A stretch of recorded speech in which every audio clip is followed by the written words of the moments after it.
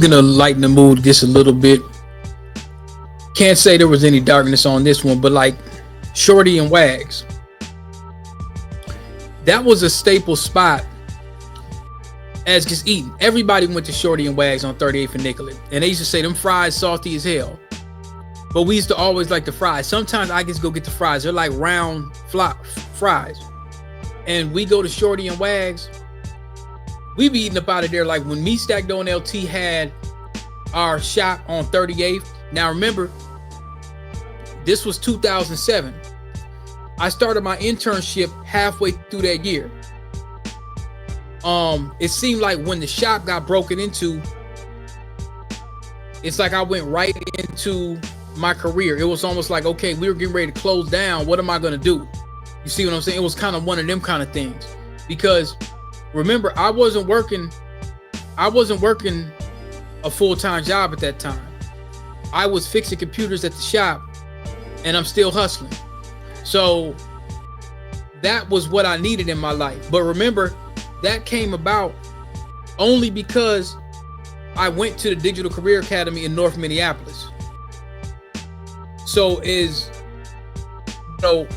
I gotta say, in that part of time, the Urban League was helpful for me. Now I don't know what they do now, but I will tell y'all that there was supposed to be a grant during that time for AT&T. We were supposed to receive our laptops, or something weird happened. A lot of times when the programs are running, you get some shady, shiesty people, and they don't allocate the money right. I'm not sure exactly what happened, but something happened weird. But a lot of the people, they got their A+ certifications. There was this one sister from Detroit, I won't say her name, but she's a big manager, for a manufacturing firm. She went on and eventually got into management. I knew she had the kind of personality that stuck out to me, that was gonna be, in management. She had a strong personality, I'll say.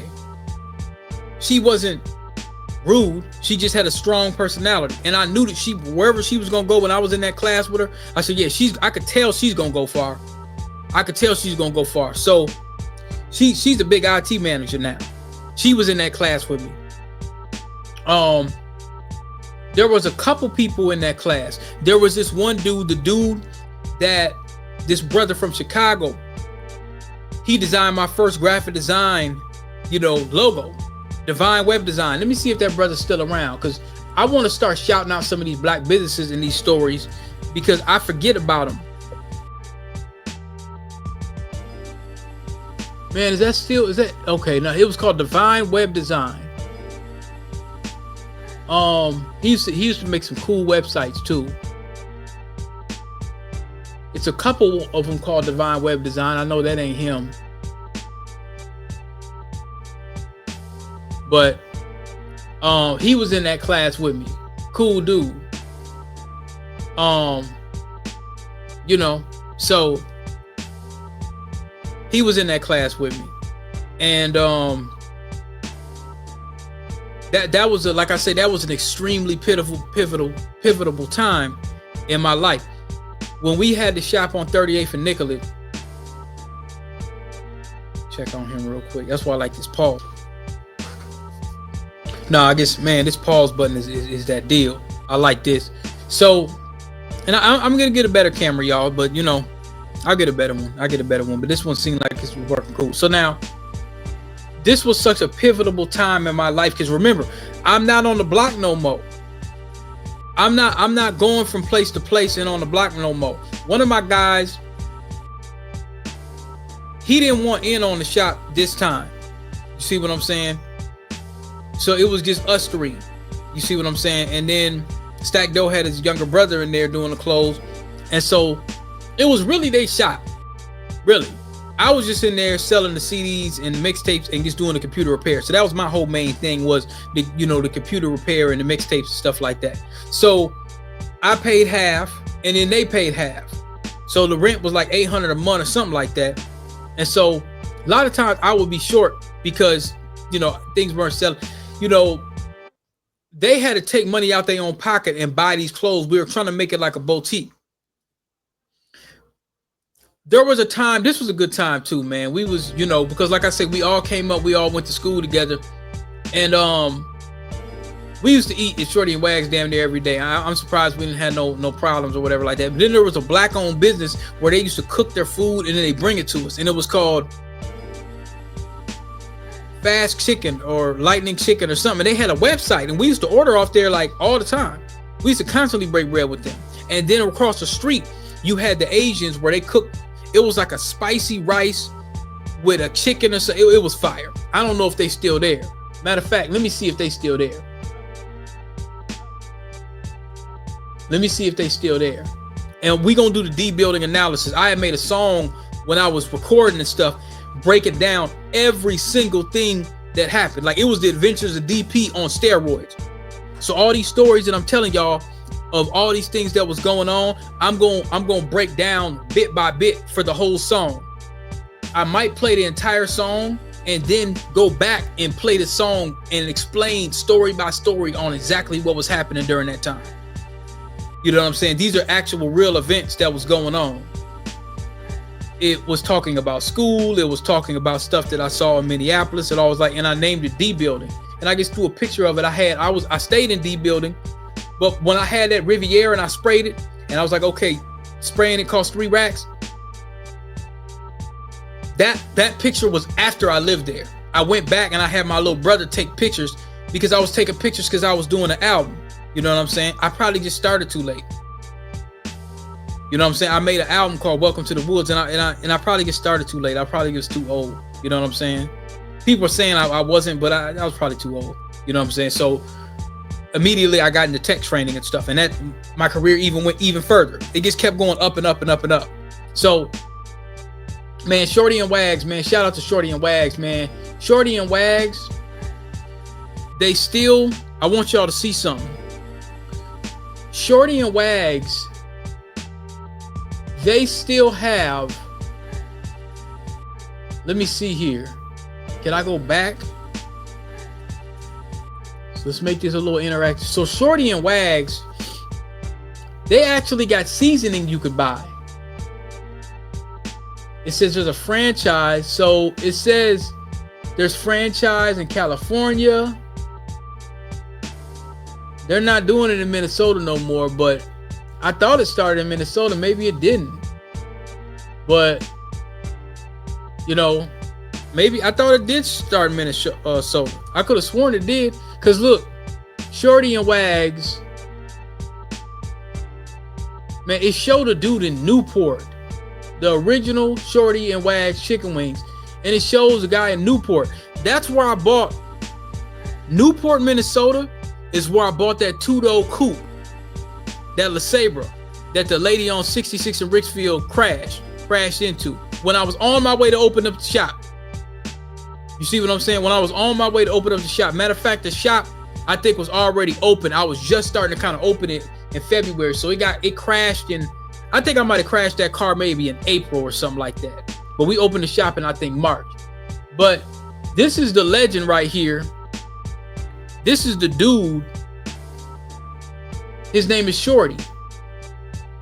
He get down on the ribs right there. He called him damn, that looked like an alligator. That's Shorty right there. Okay, it ain't let me see nothing. Okay, let me go back to the profile. So the original Shorty and Wags. So maybe he's from Newport, but this is the seasoning right here. The seasoning is right here. Because that's in 2024. Man, it keeps doing this. It wants me to. Okay, so now this is the D building. This is the song that we gonna play next time. This is gonna be the next live, or this is gonna be the next recording or whatnot. That's I went somewhere in Maplewood, and I think, or I don't know where I found that shirt. But this was around 2015 because I bought this car in 2012 and I sprayed it like I sprayed it in 2013 because I was working at Travelers Insurance during that time. And my homie Ye was like, man, you need to check out Hidden Colors. I said, what's that? You see what I'm saying? Because I was already kind of like somewhat conscious. And that really opened me up to a lot of different information. You see what I'm saying? That I didn't know that was out there. So I started checking out the Hidden Colors series and all of that. So now, I by that time I had already read. Yeah, I just wasn't. I wasn't no stupid dude. I wasn't just on the block. I wasn't no dumb dude. I read this right here. My uncle had gave me this by J.A. Rogers. This is the one. It was the hardcover joint. Oh, that told me everything I need to know. This right here.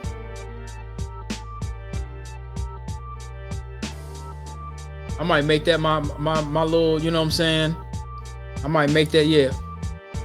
That right there, I might have to do something on that. But what I did was, what we did was we would make money and then we would order stuff. Now, I'll tell you another thing that happened on 38th and Nicollet. It was a great block. It was one of the most busiest blocks ever. And it was at the end, you could say like the end of the 30s. It was like the end of the hood, you know, a couple blocks over, you're getting closer to Uptown and it's getting nicer and nicer and nicer. 38th and Nicollet was a decent spot. They used to have this place, and I think they still do it. The beef jerky on 38th and Nicollet, man, please. Oh man, they got a meat shop. I think it's still there. It was great. It was great, man. Let me go over here. That's Park. Where's Nicollet? You see the dividing line? I'm telling you, I spent a lot of time in this neighborhood. A lot. Portland, Park. Park goes back towards downtown, I think, and Portland goes up towards, you know, Richfield. So I'm just gonna go in and zoom in right here. That's the Ace Nicollet Hardware. I've always liked Nicollet and 38th. Like Nicollet was always, you know. Now that Latina restaurant, I think that's still there. That's from 2019. That's still not. I don't know if I ate nothing there before. Now y'all remember when I said that part in my book right here? This used to be a store. Y'all remember when I said when I pulled up and I had the blades on my marquee and I was going to get a magazine. Sometimes I still come around and I go get, because remember when I threw them blades on that marquee, that was, I got a picture where I'm at a gas station. And this was a part of my second book where, remember the dude, he was like, hey relative, what you do? You know? And I said, I do IT. And he said, what's that? Because he seen my car and he seen, you know, how I was dressed or whatever. And he was probably, you know, some people get inquiring, like how you get some bread, not pocket washing, but, and I said, man, I do IT. He said, what's that? And I said, man, it's computer tech. It's, you know, and he was just kind of like, you got this from that? From fixing computers and doing tech? I said, oh, for sure. He said, well, how you get in? He said, man, it's easy, bro. You know what I'm saying? You get your computer, you start building a computer, you work with virtual machine. He didn't know none of that stuff. So I'm trying to speak in, you know, so, but no, there was this place right here. They got this thing right here. It's called Young Man's. Family Dollar been there forever. This is the meat market I'm talking about. It's off the hook. There's a couple places right here that I never really mess with them. So I don't know. I heard that there's some good restaurants down here. So I'm gonna have to check this out. Yeah, I heard there's some cool little restaurants right here. Now, this is where we had the shop. We had the shop right there. Now, TNT Barber used to be there. T, you know, we used to do a lot of business with T. I just fixed a lot of computers and stuff like that. So he kind of looked out for us when we was young. And he used to try to give us a little game and stuff like that. Now, I'm gonna tell y'all something right here, right quick. Some stuff that y'all don't know about. Now, he started to, I think what he did is he sublet out and had the Mexicans, you know, he basically started, he bought the building and he started, you know, doing his thing. He used to rent, people used to stay up there. It was real nice. So he had, I don't know if he still owns the building, but there, okay, this is another piece. Now I'm gonna say where, now here's where it gets dark. There was a dude that used to rent property on this side of the street. He had like a tattoo shop. I could talk about it now because he's passed away. He was Trace. His name was Trace. Big swole dude. People owed him a bunch of money or something like that. This was on the news. People owed him a bunch of money.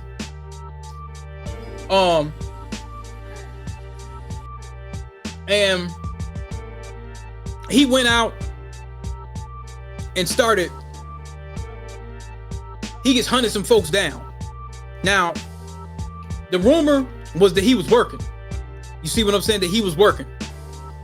And they said the police called his phone. He was on his way. He went to somewhere and knocked somebody off. And then he started going to all these other people that owed him money or whatever like that. Cause I don't know if he was pimping or he was doing something, but the nigga had money.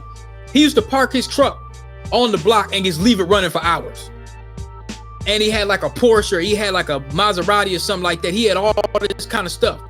And you know, they say that he was working or something like that, but a lot of dudes didn't want to do nothing to. He was a big dude. He was a big dude, and he was kind of dangerous too. I'll tell y'all a quick little story. He had rented property, I believe, over there on 38th, around the corner from just that barbershop, but in that building. So when I used to get my hair cut, and I used to be going up there, I talked to him. I said, you know, but I didn't know all the ins and outs. Around the time when we had our shop on the Minnehaha one-stop shop on 35th and Minnehaha, 34th and Minnehaha, my shop, that was in 09 to 2010. That's after I did my first IT contracts and stuff like that, after the internship, all of that. I was already in my career, and I decided to open a retail store. That was my store that I did with two other guys. One of my guys moved to Atlanta. The other one, you know, we stopped hanging out or whatever. So, you know, but here nor there. So now we opened up the store on Minnehaha One Stop Shop. That dude, he came in the store one day out of the blue and said, there's going to be some raids. I said, what? They started, the feds are like, somebody started, people were selling a lot of janky knockoff purses. That was a thing. That was a big thing. Knockoff purses or knockoff Nike or knockoff stuff or whatever like that. They wasn't tripping on the Air Force Ones. That was one of our biggest selling points. They wasn't tripping on those. But people were selling like knockoff Gucci and all of that. That was a big thing. Real big. So he came to the store and said, hey, there's about to be some raids. If y'all got anything, man, y'all need to take it down off the shelf, or you need to get some kind of paperwork or something he was telling. So he warned us. Months later, we hear him on the news. He's driving around Minneapolis or whatever like that. I think he unalived himself, but they say he unalived several different people. At one point, he came in. At one point, he came in our store again, and he was asking somebody, hey, you know, I'm looking for a plug or something like that. And he was basically trying to get a plug on something. And I'm like, I'm telling the dude, no, I don't think you will mess with him. You know what I'm saying? Don't do it, man. Like, don't, you know. I said, no, don't do it, because something might be going on with that guy. And, you know, they say he was working. They say he was working. So let me see if I can pull up the article, because that would have had to been 09, 010. It was probably 2009. All right, right here.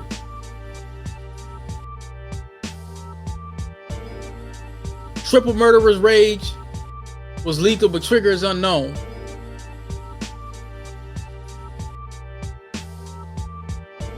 Is this the one? Hold on.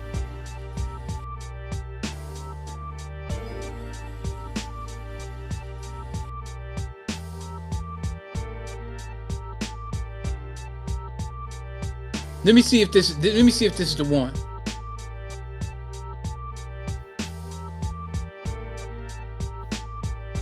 It kind of looked like him.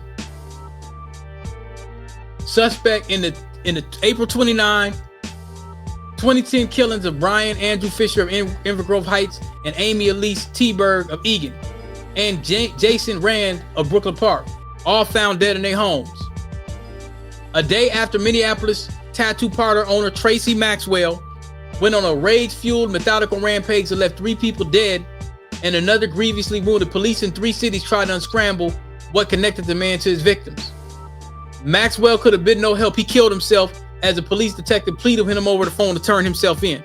Now, how did the police get him on the phone? I told y'all, he was working. He was probably working. They say he was always in trouble with the law, an abusive partner who struck fear in others. Now, they said he had a 97 charge case because I think he did some time and he didn't want to go back. They said one peculiar aspect, Maxwell was black, all his victims were white. In 97, Maxwell's estranged wife, they later divorced, told police he left threatening messages on her answer machine, says he was done with all white people. He left similar threats on her parents' phone. So they say that he drove 13 miles to the north to the Brooklyn Park home of Jason Wesley Rand, who operated Accent Roof and Remodeling, shot him a couple times. Then he drove 33 miles to a secluded Inver Grove Heights home of Brian Andrew and shot him. Shot Brian Andrew Fisher. Fisher was co-founder and chief executive of Excel Manufacturing, a company in St. Charles that makes balling machines. You see? So they had a police, he didn't want to turn himself in. It says it right there. He didn't want to turn himself in. Since 89, 20 criminal cases, drug possession, assault, theft, driving under the influence, fleeing the police. Recent case, 2007, 5th degree drug possession in Benton County. He was placed on home monitoring. Now, look, just so y'all don't think I'm BSing, there was rumors that he had told on another dude in Minneapolis that had big plugs. He wasn't trying to go back to jail. Telling you, he came in our store one day and said there's gonna be a raid, and I'm like, well, we ain't doing nothing wrong, but he was just letting us know because he thought we had knockoff stuff. But how would he know that? You see what I'm saying? Now keep in mind, when we had our store, far as I remember, when we had our store, I used to see him. He had that tattoo spot, and the nigga had money. I didn't see a lot of people in there getting tattoos all the time, but he had a tattoo spot. And I used to always see some white woman with him. He had a big ass truck that he just let that shit just run. And he had all these sports cars and stuff like that. You see what I'm saying? So when he showed up at our store, I thought it was kind of strange. When he showed up at our store, it was 2010 or 09, I thought it was kind of strange. He knew who we were though. He already knew us because we used to be down on 38th all the time. You see what I'm saying? So another thing I'll tell y'all real quick. Let me pause this and then where was I? Now, before I got that job, okay, I was talking about what happened to Trace. Yeah, he unalived himself. He wasn't trying to go back to jail. It was some white people that owed him some money or was playing with him or something like that, and he knocked off 3 of them. And I think he was on his way to go do some other folks that owe him some money. But there was a rumor going around that he had told and got some dude booked. Got some dude booked, man. Because he had to. I heard that he had to produce. He had to produce. He had to tell. He had to give him something. But if that chief got him on the phone, you got to think the chief. I ain't no police that never had my number. How they get your phone number? I mean, maybe they could have looked it up on like his tattoo shop or something like that. But for a police chief to have your phone number, or like somebody that, you know what I'm saying, that's a little, it's a little weird, you know. So he might have been, yeah, man, I don't know. It don't make a lot of sense. But there was another incident. I remember that there's two different things I could tell you. That's why I mentioned Shorty and Wags. We had the shop. We had some t-shirts, but we decided to stop selling them because we selling everything, but we wholesale some shops. There was some t-shirts that was real popular in Minneapolis at one point in time, and they had Hoover on there. They might have had Fort, and they had Tookie, but they didn't have nothing there for the Red Rags or whatnot. And we were selling, the shirts were pretty hot, like people were buying them. And then we decided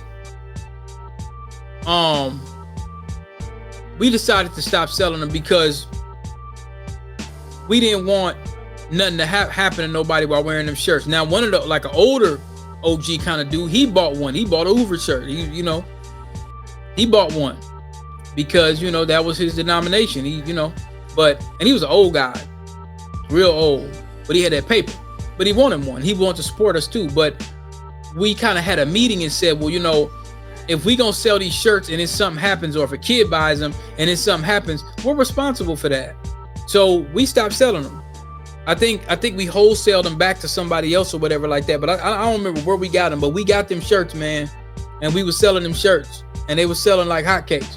But the discussion was, another thing is that dudes could come in and see them shorts, and they don't see a shirt for them. So you got one for Tookie, you got one for Fort, you got one for Hoover, but you ain't got one for me. And you know how you know, some nigga shit. They just made me like, well, man, you ain't got nothing for so-and-so, you know. So that was another thing too, you know. But we didn't, you know, we agreed that the community being safer without these shirts, despite us losing money, is more important in our pocket. And see, that's the difference between certain people. You see what I'm saying? Some people would have get sold the shirts like, man, shit, they gonna sell anyway. Niggas gonna gangbang anyway. We wasn't gonna contribute to the problem. We agreed that no. And then my homie was like, DP, I'm willing to take this as far as it's willing to go. Like, if these shirts bring problems, I'm willing to go as far as you want to go with it. But I'm like, we said, but just think about it, bro. That may not be a good look for the community.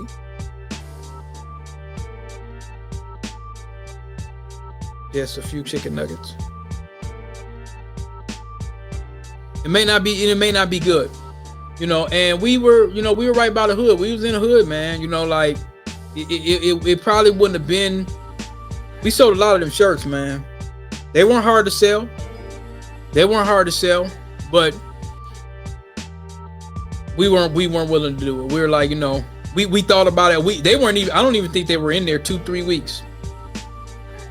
We're a retail store, so they sell clothes. And somebody was like, hey, you want to wholesale these shirts? And they were like, oh, those will sell like hotcakes. Because dudes would wear those shirts. And I used to see guys wear shirts like that. I never heard of anybody get unalive by wearing that shirt, but you never know about any of those shirts. Because most members know each other anyway, so they know, you know, if it's a gang issue, then it's a gang issue. You don't need no shirt. All the dudes that is members, they know who they are. Everybody knows who's out here putting in work and who's doing whatever. Everybody knows that. If you're from that world, if you're among that ilk, then you know who's doing what, because the streets talk and women talk. So yeah, so and so happened to him, and they got into it because he ate his cheeseburger, and yeah, you know. Outside of rumors, people talk. You end up finding out anyway. But now, that's adults, right? When you start having teenagers like, oh, yeah, let me get that shirt. No, we can't have that. And so we stopped immediately. And people kept coming in. Hey, man, you got that shirt? You got this shirt and that shirt? And we had to stop.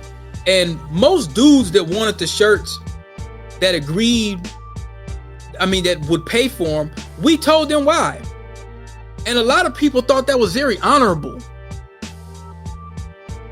You know what I'm saying? A lot of dudes thought that was very honorable, that wanted them shirts, and we said, man, we can't sell that stuff. A kid could something happen. They were like, yeah, bro, you know what? That's true. You know what I'm saying? That's true. You may get some young dude to see him, man, he's from a, and then he blows him away. Where'd he get that shirt? Now the news is coming in here asking us, we're bogus. We bogus. Bottom line. Because we're not saying go out and do this, but we know what those shirts can do. So our choice was to either say the hell with it, ain't our business. It's like a gun.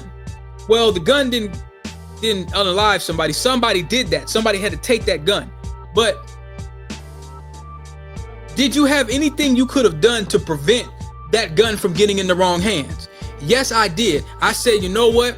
We can make thousands with these shirts. We knew that. We was gonna make a lot of money with them shirts. We probably was gonna sell more of them shirts than anything. But to us, it wasn't worth it. So we suffered. We suffered. And you know what? I'm glad we did. I'm super glad we did.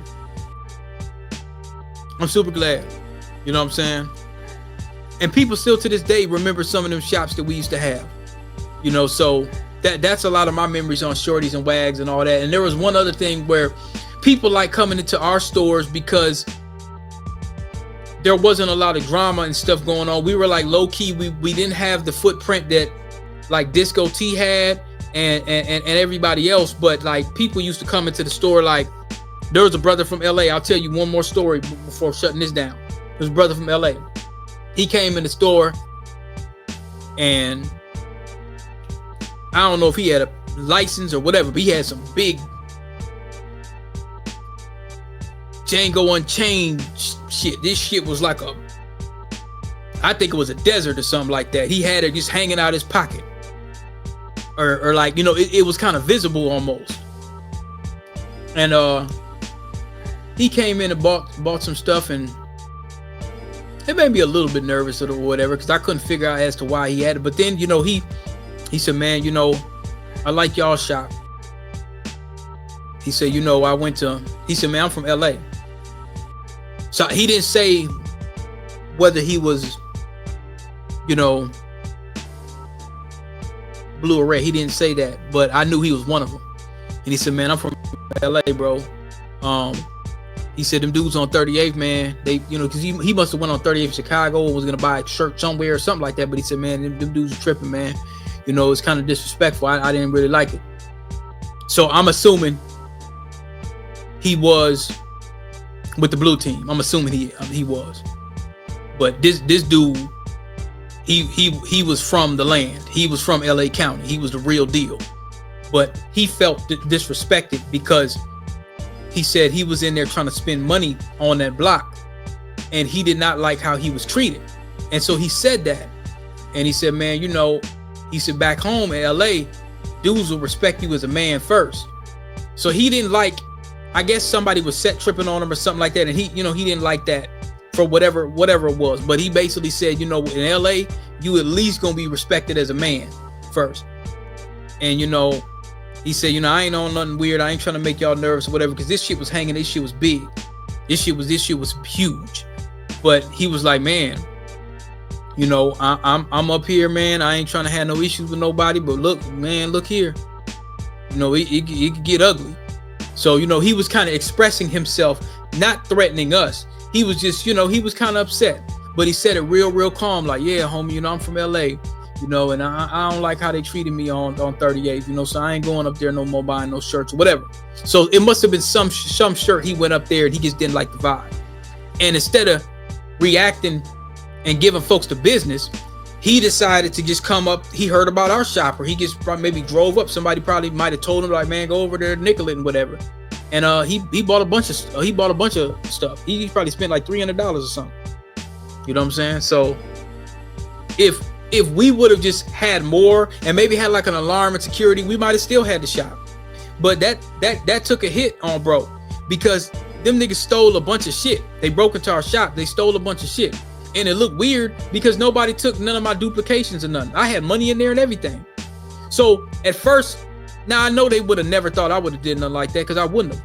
But it looked weird.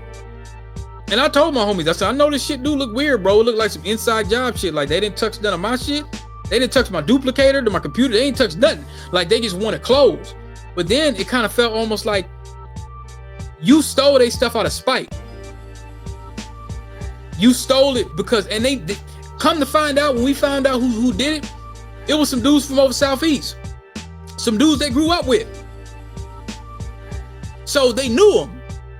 That's what made it even worse. They knew these dudes personally that did it. I didn't know who they were. But they found out because these niggas was running around Minneapolis wearing the shirts. You see what I'm saying? They was running around Minneapolis wearing the shirts. And I used to see these guys. We kind of suspected it could have been, because when they start coming to the store, they never bought nothing. And I'm like, man, these dudes seem kind of weird or whatever. They didn't buy a $1 CD. I had a box for $1 CDs. They didn't even buy that. And they used to come in all the time and be kind of looking around and all this. And I'm like, man, what's up with them guys? They look like they up to no good. You could tell, get a vibe like, okay, I wouldn't leave my wallet around this dude. You know, for the most part, me and the people that I grew up with, you could leave your wallet around these dudes. You could leave your wallet on the table and then you could go back and you ain't wondering if it's somebody, you know what I'm saying? So, you know, like, man, that was crazy. That was crazy. But me and Stack Doe cleaned up the place. We went and got some Shorty and Wags naturally. So this is about Shorty and Wags. We got some Shorty and Wags. And I don't know if we had some beers or whatever. I think we was drinking because we was upset because one of our other guys, he didn't come clean up. So we were sitting, we were hours. And then we had to break the glass because the glass wouldn't come out and everything, man. We had a mess. We sat out there for damn near like 7 hours, man. We got out there like midnight. You know what I'm saying? And cleaned that up. But I think we left with a couple dollars. It was important because one of my homies, he was getting ready to have a kid and stuff. So he's like, man, I'm not going to keep and put no more money in the shop. Like, it was frustrating because we are taking money out of our own pocket. My homie was going to work. So he wasn't going to, both of my homies was going to work. They worked full time. So I didn't work full time. I was in the shop all the time. You know, I didn't have nowhere to go. Now, eventually he started having his brother up there and I start kind of going into my internship. You see what I'm saying? That was, like I say, that was the pivotal moment of when my life really, really, really changed. Especially this time, keep in mind, I moved over on Minnehaha. You see what I'm saying? So there's no more street hustling. Yeah, that was over with. By that time, there's no more on the block hustling and doing all that. It's computer repair, and then my customer base that know me forever. Hey man, I need this mixtape, I need this Smack DVD or whatever. Whatever. You know what I'm saying? So now I can have people just come over there to Minnehaha. They bring their laptops, bring their computers, and then once I really, because remember, beginning of 2007, I had already acquired the skill set. I had some of it already, but I started getting exposed. And that's what, when I was doing my tech classes, I wanted to expose people. Use this software, consider this. That's what my books were about. That's all it is. Expose yourself to this concept of thinking, expose yourself to this kind of software to make you some money. That's all. And just interview good. That's what I did. That's what I did, man. And so, like I said, it went up from there. So I'm gonna go to the next story. I'm trying to think. I think the next piece of darkness, I might go over there to like 2014 to 2015. Maybe I'll go into that. But then I had to start talking about a couple different things. So, you know, we'll see how that goes. So like I say, man, I ain't playing around with this Adventures DP, man. Y'all have not met an IT technician with this damn story. I don't think ever. Maybe one, maybe a couple. I don't think there's too many. Not from this town. Not from this town. They didn't see what I saw and then got into this game. I don't think there's too many that have this story. And it's not necessarily rag the richest story. I mean, maybe, but this is an interesting story. And that's why I decided to do these story times. So Adventures of DP, y'all like, share, and subscribe if you want to. I appreciate y'all even watching this shit, because you could be sitting there watching HBO Max or Netflix or some bullshit. You know what I'm saying? You sitting here listening to me talk about, you know, what happened. in Minneapolis. So we'll see what goes on. I'm gonna do the next story time. I'm gonna check on something real quick.